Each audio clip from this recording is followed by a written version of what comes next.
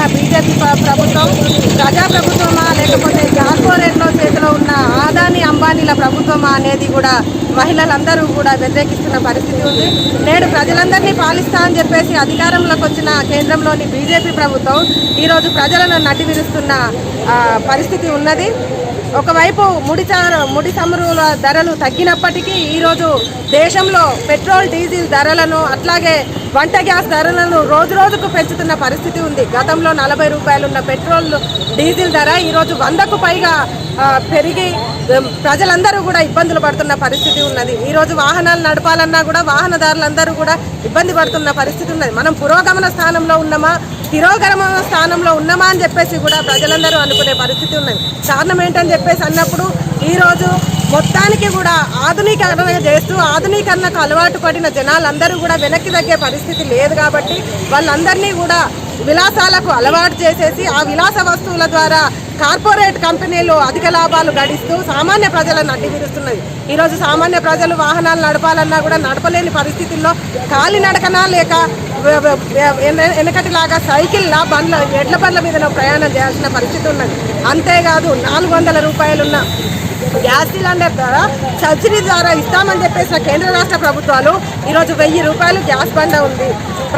మహిళలందరూ కూడా ఇబ్బంది పడుతున్న పరిస్థితి ఉన్నది. కట్టెలు కొనుక్కొని కట్టెల పొయ్యి మీద వండుకుందామన్నా కట్టెలు దొరికే పరిస్థితి లేదు. ఇప్పుడు వండుకొని తినాలి అన్నా కూడా మహిళలందరూ అట్లాగే ప్రజలందరూ కూడా ఇబ్బంది పడాల్సిన పరిస్థితి ఏర్పడతా ఉన్నది. కేంద్ర ప్రభుత్వం ఏం చెప్పింది, సామాన్య ప్రజలందరికీ కూడా మేము అందుబాటులో ఉండేటట్టు నిత్యావసర సరుకులను తీసుకొస్తామని చెప్పేసి అట్లాగే ప్రతి ఒక్క వస్తువును కూడా సామాన్య ప్రజలకు అందుబాటులో ఉండేటట్లు తీసుకొస్తామని చెప్పేసి చెప్పింది. ఈరోజు అది లేదు.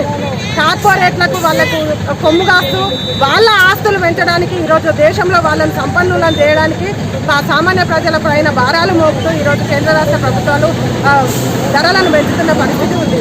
ఒక ఆయిల్ ప్యాకెట్ ధర 200 రూపాయలు ఈరోజు పలుకుతున్న పరిస్థితులు. మొన్ననే చెప్పారు 20 రూపాయలు దించుతాము అని చెప్పేసి.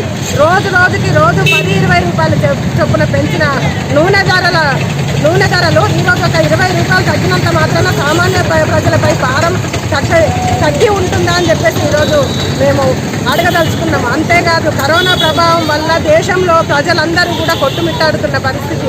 కరోనా బారిన పడి హాస్పిటల్లోకి వెళ్ళి కార్పొరేట్ వైద్యం చేయించుకోలేక ప్రాణాలు కోల్పోతున్న పరిస్థితి. ఒకవైపు ప్రభుత్వాలు లాక్డౌన్ విధిస్తాము అని చెప్పకుండానే లాక్డౌన్ విధించడం వల్ల ప్రజలందరూ కూడా ఉపాధి లేక తినడానికి తిండి లేక ప్రాణాలు కోల్పోతున్న పరిస్థితి ఉన్నది.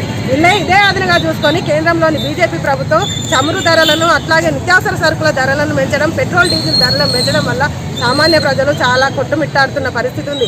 వెంటనే గనక బీజేపీ ప్రభుత్వం ఏదైతే తను వాగ్దానం చేసిందో అట్లాగే నిత్యావసర సరుకుల ధరలు అట్లాగే డీజిల్ పెట్రోల్ ధరలను వంట గ్యాస్ ధరలను తగ్గించకపోతే మహిళల ఆగ్రహానికి గురికాక తప్పదు, గద్దె దిగక తప్పదు.